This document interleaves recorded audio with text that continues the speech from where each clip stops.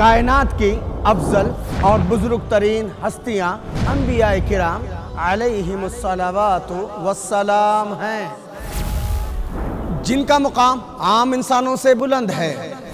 قرآن میں اللہ تعالیٰ نے جہاں دیگر واقعات کا ذکر فرمایا ہے،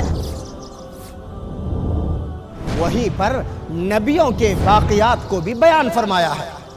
مسند احمد ابن حنبل کی روایت کے مطابق کم و بیش 1,24,000 انبیاء کرام آئے، جن میں 313 صاحب کتاب یعنی رسول تھے۔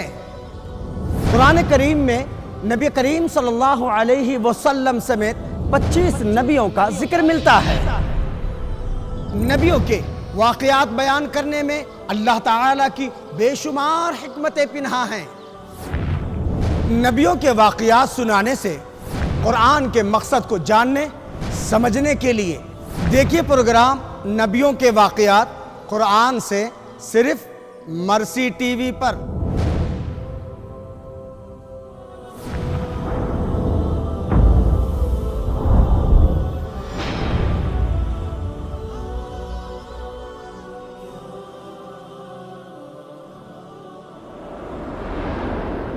جلد آ رہا ہے مرسی ٹی وی پر۔